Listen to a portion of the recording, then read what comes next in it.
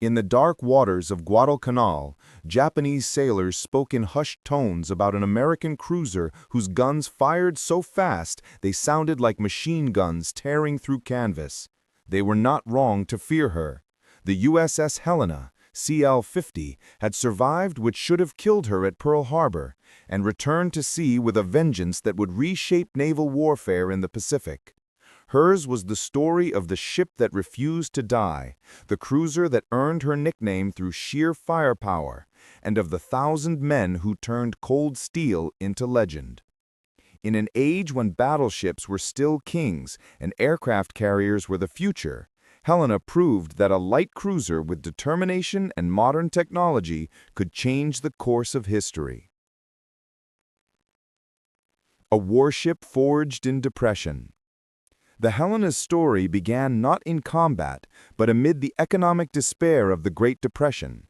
As America slowly rebuilt itself, the Navy launched an ambitious modernization program to replace its aging fleet. The new St. Louis-class light cruisers embodied a fresh philosophy: ships fast enough to run with destroyers, yet armed to challenge heavy cruisers. When Helena's keel was laid at the Brooklyn Navy Yard on a cold December day in 1936, few of the yard workers riveting her plates realized they were building more than a ship. They were shaping a survivor. Measuring 608 feet long and 61 feet abeam, she was sleek, balanced, and deadly. Her 15 6-inch 47 Mark 16 guns, arranged in 5 triple turrets, could throw a broadside that bordered on impossible, up to 150 shells a minute in perfect conditions. Her 8 5-inch dual-purpose mounts gave her a secondary punch equally lethal to aircraft or destroyers. Driven by 4 Parsons turbines and 8 Babcock and Wilkins boilers, producing 100,000 shaft horsepower, she could sprint at 32.5 knots and range 10,000 nautical miles. Yet those statistics meant little without the human element, the 868 officers and men who would one day transform her from blueprints into legend. From peace to the edge of war. Launched into the East River on August 27, 1938, and commissioned in September 1939, Helena entered service in a world sliding toward war. Her early months were spent on goodwill cruises and neutrality patrols, culminating in a sobering stop at Montevideo, Uruguay, where her crew gazed upon the rusting carcass of the German pocket battleship Graf Spee. The image of that self-scuttled hulk lingered, an omen of what modern naval gunfire could do. By late 1940, she joined the Pacific Fleet at Pearl Harbor, trading diplomacy for discipline. Her days became a relentless cycle of gunnery practice, damage control drills, and navigation exercises, the monotonous repetition that turned civilians into sailors.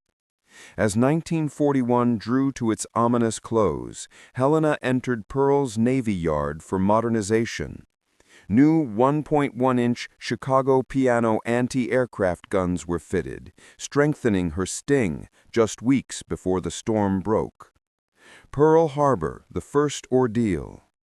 At dawn on December 7, 1941, Helena lay moored at berth 1010 near the dry dock where the battleship Pennsylvania was under repair. Fate's smallest decisions sometimes decide history. Pennsylvania was supposed to be alongside, but yard work kept her in dry dock. To approaching Japanese pilots, Helena's silhouette in the morning haze looked like a battleship. At 0757, Lieutenant Commander Shigeharu Murata's torpedo plane skimmed in low.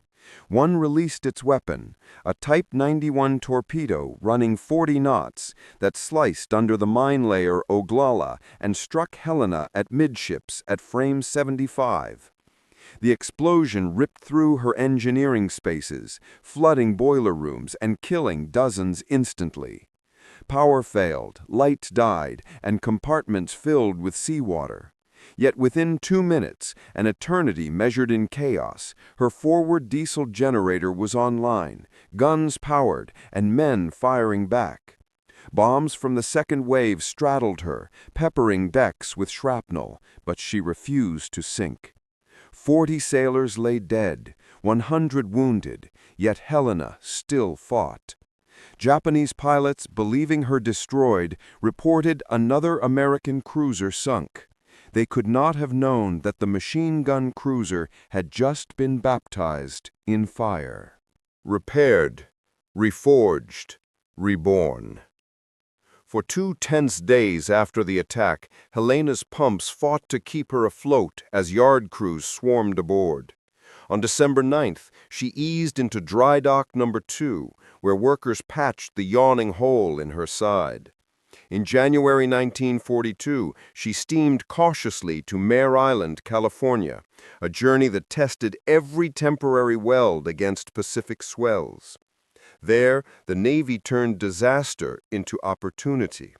Lessons from Pearl Harbor were applied directly to her reconstruction. The enclosed conning tower was replaced with an open bridge for better night visibility.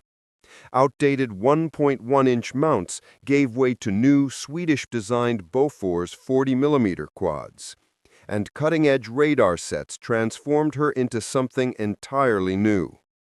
The SG surface search radar could see through darkness and weather to ranges approaching 20 miles. The FC and FD fire control radars linked gunnery to electronics for unprecedented accuracy.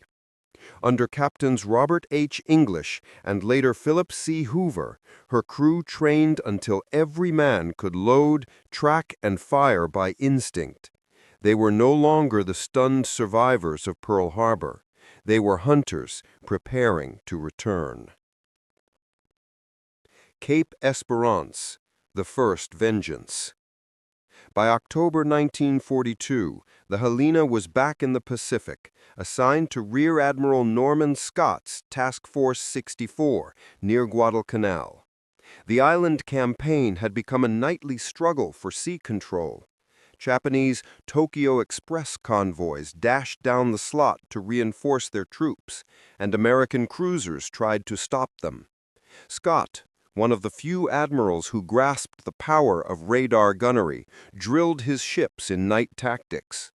On October 11, 1942, reconnaissance sighted Rear Admiral Goto's force approaching, 3 heavy cruisers and 2 destroyers. That night, off Cape Esperance, Helena's SG radar picked up contacts at 27,700 yards. She had spotted the enemy long before they knew she was there. Confusion on Scott's flagship San Francisco delayed the order to open fire. Finally, at 23:46, an ambiguous "Roger" was interpreted as permission. Helena's 5 triple turrets erupted almost simultaneously, hurling 6-inch shells in a torrent that stunned even her own crew. Her first salvo smashed into Aoba's bridge, killing Admiral Goto outright. The cruiser Furutaka, attempting to shield her flagship, took hits that detonated her own torpedoes. In 14 minutes, the Japanese formation disintegrated. Helena had fired over 1,400 rounds, her barrels glowing cherry red, proving